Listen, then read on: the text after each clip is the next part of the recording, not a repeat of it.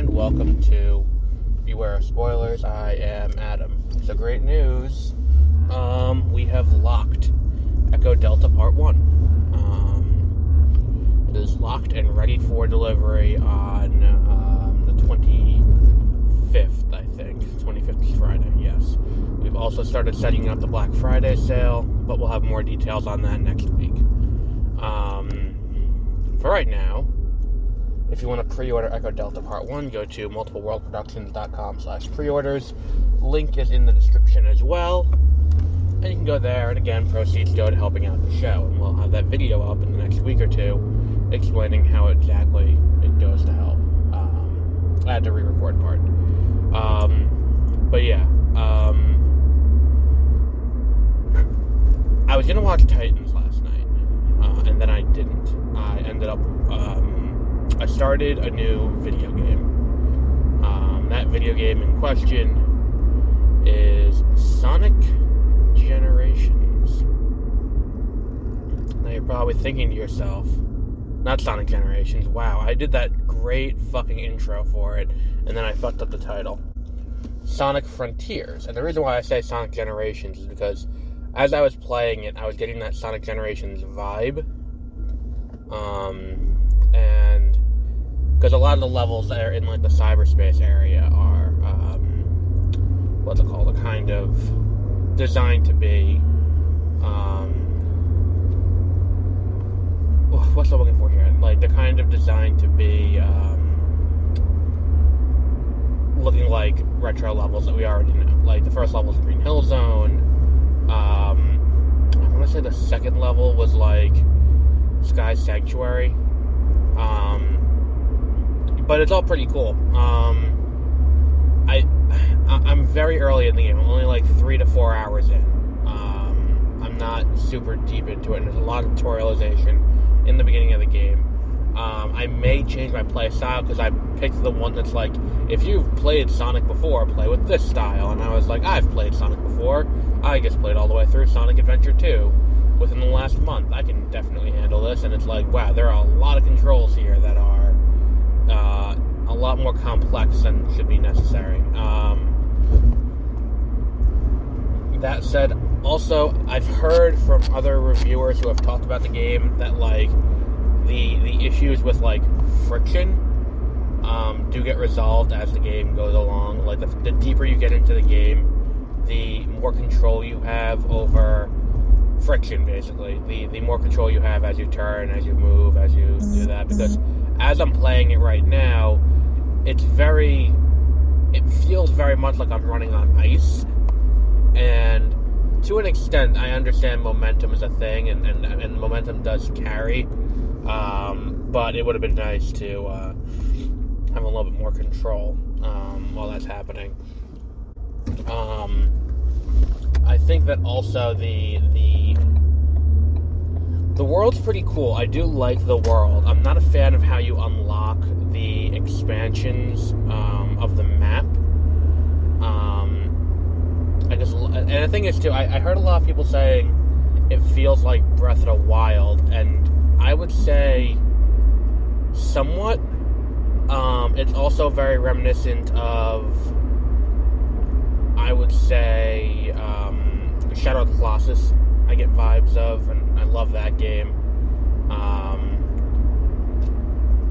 But I think that people complain about popping. Yeah, there's a lot of popping. It doesn't render far enough out where it's like, you know, you come somewhere and boom, there's a rail, boom, there's a spring pad and like stuff like that. Like, you know, alright, cool, I guess. Like, we can deal with that. It's not a huge deal. It's not a huge, game-breaking thing where it's like, fuck this, it's done. And people complaining about just random floating rails. Like, what the fuck? Like there are a lot of rails in this game, and I think, number one, it's Sonic the Hedgehog, and floating rails have been part of this. I mean, fuck, I just played Sonic Adventure 2, and there were floating rails all over that shit. And it's not like this is a realistic world where it's like everything is very real and visually it's designed to be realistic, but it's not meant to be like the real world. I I feel like there's definitely, mistakes. Like it's not the biggest issue that there are floating rails just randomly in places. Like, I don't have a problem with that. And I don't think it's really that big of an issue, if I'm being completely honest. So what else is there? There are some frustrating enemies, and it's more just when you're used to playing the game a certain way for a long time, the idea that you have to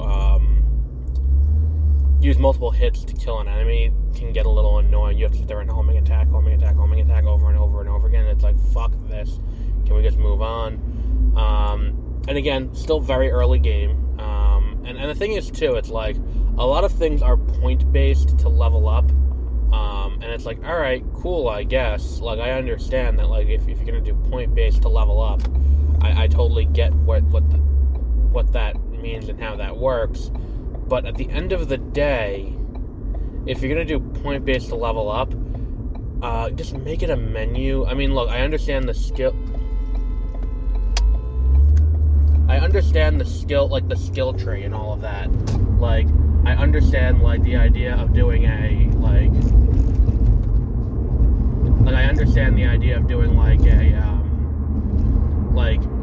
very basic, skill tree. And they do have that to unlock certain attacks and stuff, but they don't exactly have that for, like, the majority of other things that are happening in the, in the game. Like, for whatever reason, everything else is tied to, like, I'm gonna call him Karak.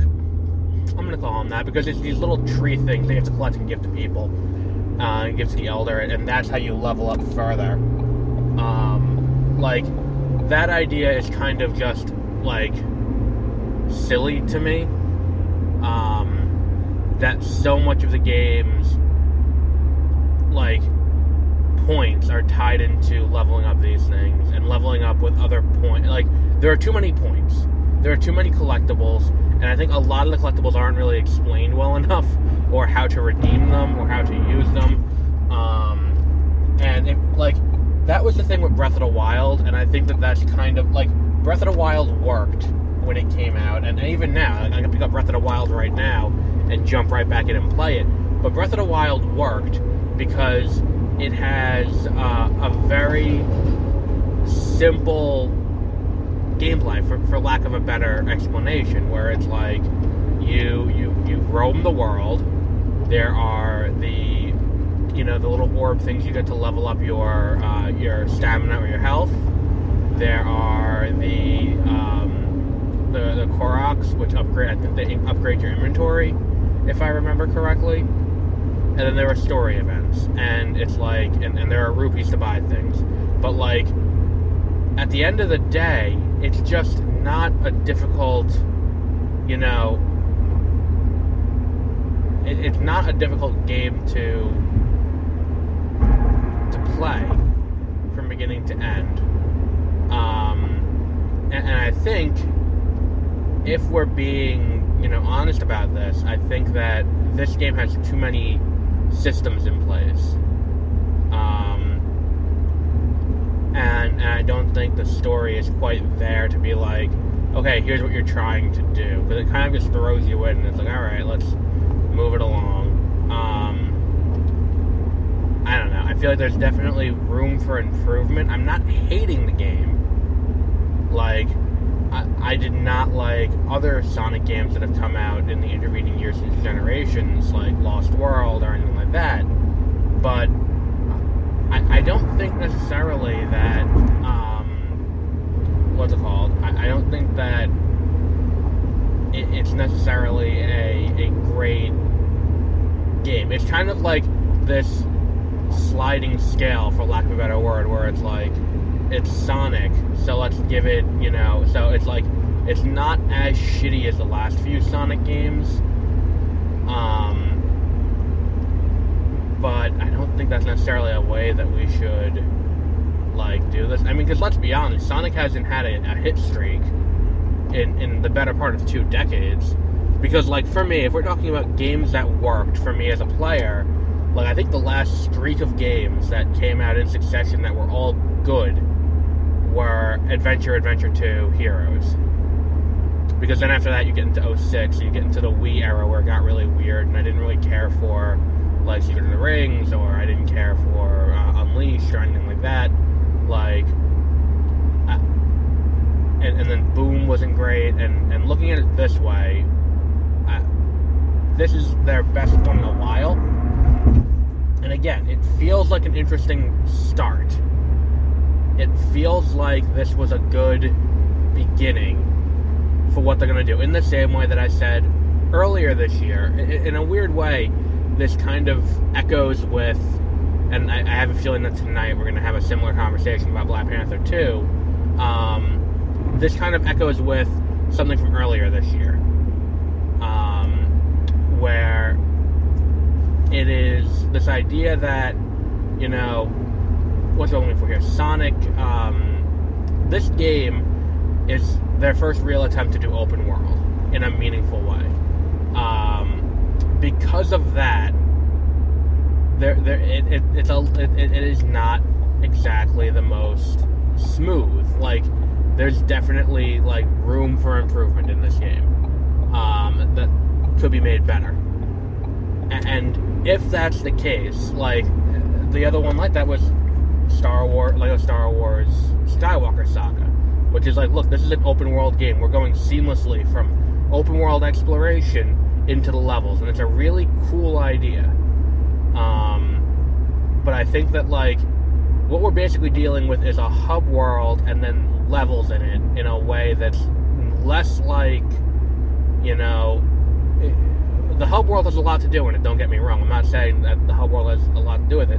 But if we're going to look at this for what it is, to me it feels less like Breath of the Wild and more like Super Mario 64, which is not exactly a step that they should be making, especially considering that, again, Adventure and Adventure 2 both already did that for Sonic.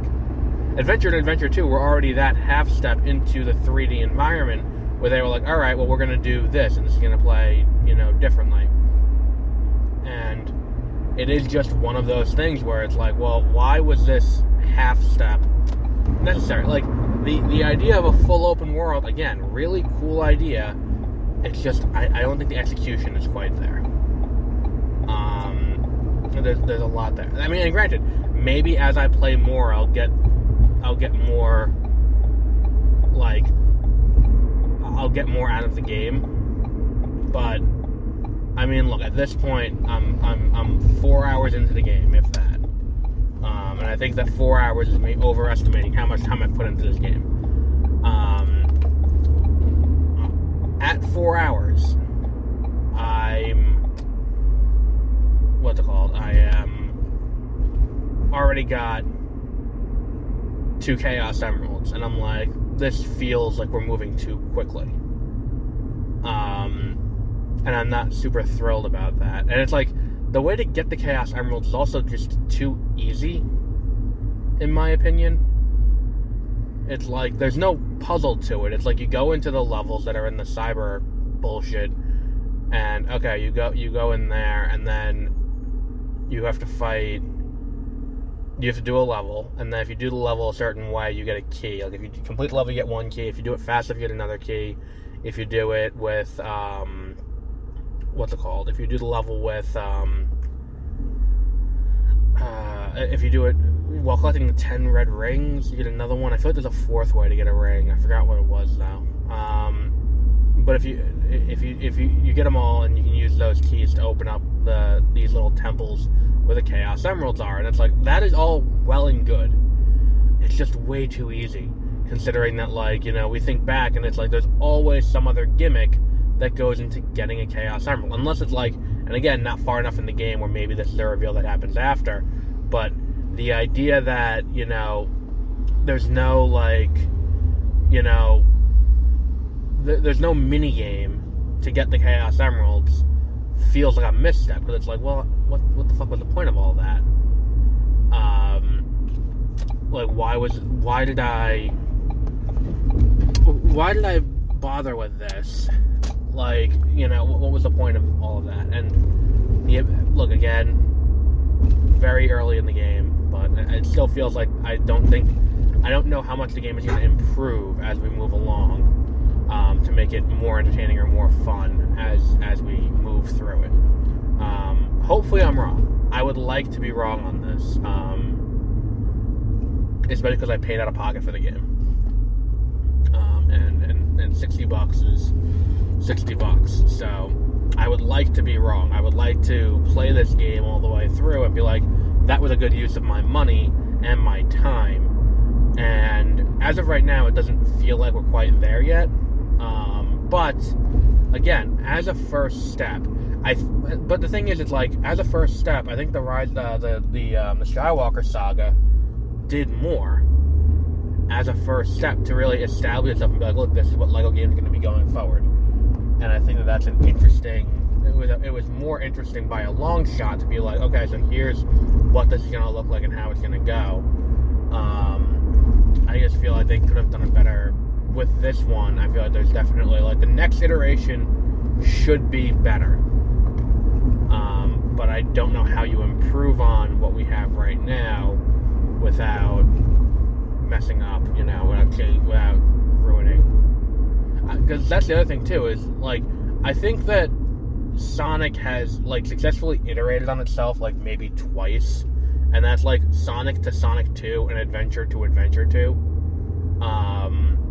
Because, like, Sonic 2, like, that's the thing we have to address here, is that Sonic 2 introduces the spin dash that wasn't in Sonic 1. And then it's like Adventure into Adventure 2, or, I mean, even, 3D Blast, I guess we'll say, into Adventure and then into Adventure 2 is another great iterative change. But beyond that, I don't think Sonic has really made great changes to its gameplay, game to game, and then carried them over into the future in a meaningful way that makes it feel like they're listening to the fans in any way, shape, or form. And I'm not saying that to listen to the fans. I'm not one of those people who's like, they should listen to us. It's like, no. The transaction between me and Sega on any video game purchase begins and ends with me giving them money and then them giving me the game, and then that is the end of the transaction. They are not then obligated to listen to me and take my ideas into consideration. That's not how this works. This isn't what people think an NFT is. So, whatever. I mean, I'm going to say right now, proceed with caution if you're going to buy this game. If you're a Sonic fan, you'll probably find something to like. But if you're not a Sonic fan, I don't think this is likely to convert anyone into being a Sonic fan. Again, not saying it's necessarily bad. I'm just saying it's necessarily not the best it could have been. And there's definitely still room for improvement. But we'll wrap up there for today. Tonight we will be seeing Black Panther, Wakanda Forever. I did not wear my Black Panther shirt.